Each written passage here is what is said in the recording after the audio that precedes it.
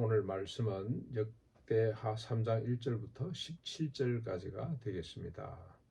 오늘 말씀은 솔로몬 넷째 해입니다. 넷째 해 둘째 달 둘째 날에 건축을 시작했더라로 시작이 됩니다. 그러니까 BC 990년에 솔로몬이 즉위했기 때문에 BC 986년이 되겠죠. 6년 둘째 달 둘째 날이라고 정확히 기록을 하고 있습니다. 그만큼 이 성전 건축은 중요한 사업이고 영광스러운 사업이기 때문에 달뿐만이 아니라 시작하는 날까지 이렇게 기록을 하고 있습니다. 역사 속에 만들어지는 거죠.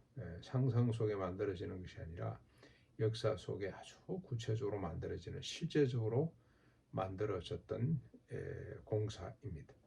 장소는 예루살렘에 있는 모리아 산입니다.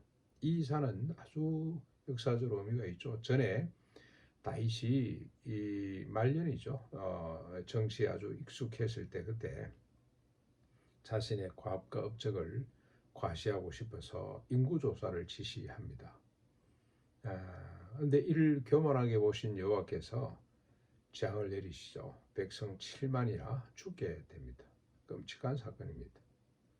그때 선지자 갓이 하나님의 말씀을 들고 와서 이러죠. 단에 올라가서 요 앞에 단을 쌓아. 그러면서 지시한 곳이 여우스 사람 오르난의 타작마당이었습니다. 오르난이 다윗이 올라와서 단을 쌓고자 하니까 공짜로 주려고 했는데 그냥 쓰라 다 쓰라 그랬는데 아니다. 내가 하나님 앞에 단을 쌓으면서 대가 없이 하지 않겠다. 그래서 천한 값을 주고 그 타작마당을 자신의 소유로 삼고 그곳에서 하나님 앞에 단을 쌓습니다. 참회의 단을 쌓은 거죠. 그래서 하나님께서 그 단 쌓은 걸 보시고 재앙을 거두신 사건이 바로 이곳에서 있었습니다. 그래서 뒤에 다윗이 이곳에 단을 쌓으려고 하다가 하나님이 성전을 지으려고 했죠. 하나님이 허락하지 않자 아들 솔로몬에게 모든 걸 준비해서 위임을 했습니다. 그 위임을 받고 드디어 이제 이렇게 성전이 착공된 것입니다. 규모 행태는 뭐 자세하게 본문에 쭉 기록되어 있으니까 그냥 우리가 참고를 하면 되겠습니다. 아무튼 이 예루살렘 성전은 뒤에 이제 헤롯 때 엄청나게 보강이 많이 됩니다만은 정말로 참 아름답기로 유명한 그런 성전이죠. 아마 헤롯 성전이 아마 더 영광스러울 것입니다. 더 멋있을 겁니다. 행태적으로는. 아무튼 이런 규모의 성전이 시작이 됩니다. 그런데 이 성전의 의미는 하나님의 주권, 하나님의 섭리죠. 다시 말하면 이 성전이 어떻게 시작이 되는가 하는 걸 우리가 주목해 볼 필요가 있는데 참 의미 있는 것은 아버지 다윗이 소원했습니다. 정말로 성전을 짓고 싶어 했습니다. 그래서 언약궤도 빼앗겼던 언약궤도 다시 찾아오고 그리고 오면 불망 돈을 모아서 성전을 건축하고 싶어서 오랫동안 준비를 했죠. 근데 하나님이 결국 허락하지 않았습니다. 너는 피를 많이 흘렸기 때문에 너는 성전을 지을 자격이 없다. 네 아들 때 내가 짓도록 하겠다. 그러나 이 성전 건축은 아버지의 손으로 시작이 되고 아들 솔로몬의 시행으로 착공이 된다는 거. 이거 우리가 주목할 필요가 있습니다. 아버지가 소망하면 하나님 앞에서 거룩한 소망을 품으면 아들 때 그게 열매로 맺어질 수가 있다는 거. 내 당대 열매가 맺지 않다 할지라도 소망을 얻는 것이 중요하다. 오늘 뭐 개인사뿐만이 아니고 우리가 민족적으로 인류적으로 이런 소망을 품고 또 그 소망이 후대에 가서 이루어지도록 우리가 꿈을 꾸고 기도하고 그리고 또 바라봐야 될 줄로 압니다. 하나님의 나라, 특별히 가난농군학교 우리 김용기가 부르셨던 복민주의가 우리 당대는 열매를 맺지 못할 수 있지만 그러나 간절히 하나님 앞에 기도하고 또 하나님이 주신 은혜로 준비하고 있을 때 후대에 가서 반드시 열매를 맺는다는 겁니다. 그러니까 소망이 끊어지면 안 됩니다. 기도가 끊어지면 안 된다는 교훈을 우리가 받게 됩니다. 아버지가 소원하지 않았더라면 준비하지 않았더라면 기도하지 않았더라면 솔로몬 때 와서 이 성전이 시작됐겠습니까? 그러니 솔로몬도 참 귀합니다만은 아버지 다윗의 그 소망함, 기대함, 기도함, 준비함이 정말로 참 중요하다는 사실을 우리가 깨닫게 됩니다. 하나님의 나라, 자기 부인의 영성, 이것들을 우리가 소망하면 우리 다음 때에 가서 그걸 계속 강조해야 되겠죠. 윤으로 남기고 여러 가지 형태로 권면하고 당부하고 부탁하고 명령하는 이런 행위들이 따라가야 될 줄로 믿습니다.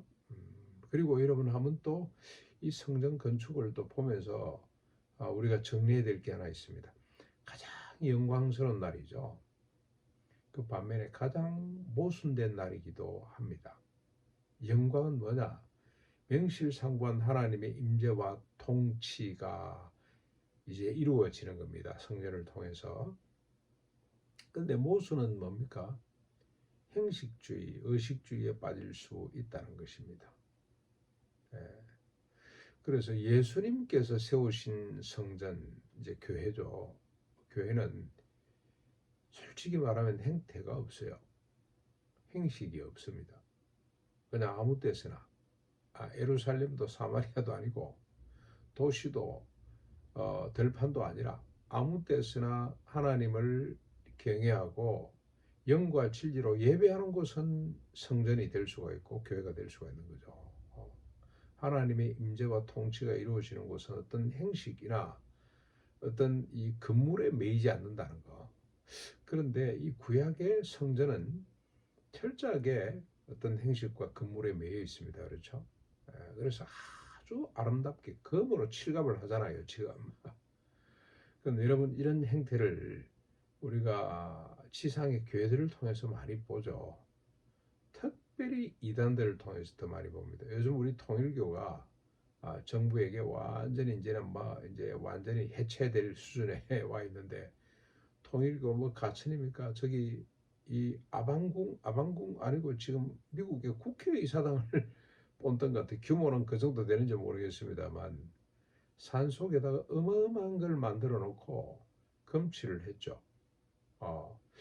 그래야만이 사람들이 저 뭐가 있는가 보다, 제 진짜 하나님이 계시는가 보다 이렇게 지금 착각을 하잖아요. 착각에 빠뜨리게 하는 인간의 연약함, 인간의 부족함 때문에 이런 행식주의가 실제를 가려버리는, 왜곡시키는 이런 모순을 우리가 보게 되는 겁니다.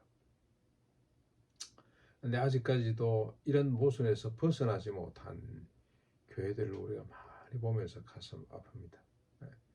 오히려 이것이 진리인 것처럼, 이것이 참인 것처럼, 이곳에 하나님은 참된 하나님인 것처럼 착각을 불러일으키는 거죠.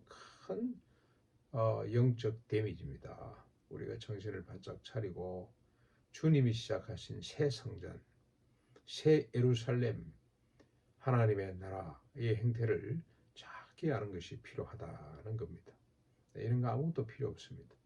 이제는 영과 진리로 하나님을 경외하고 하나님을 섬기는 곳이, 그곳이 성전이 되고 십자가 부활의 은혜가 선포되는 곳이, 그래서 제 씻음과 의롭게 되는 곳이 하나님의 나라 성전이고 하나님의 나라고 교회라는 사실을 잊지 말았으면 좋겠습니다. 그래서 우리는 영광을 취하고 하나님의 임재와 통치라고 하는 영광은 취하고 행식주의, 의식주의라고 하는 모순은 가감하게 버릴 수 있기를 바랍니다. 그래서 영어로 영광과 진리로 영과 진리로 하나님께 예배하는 아름다운 교회를 일구어가는 수종들은 이미 주님이 시작하셨습니다만 수종들고 누리는 우리의 삶이 될 수 있기를 바랍니다.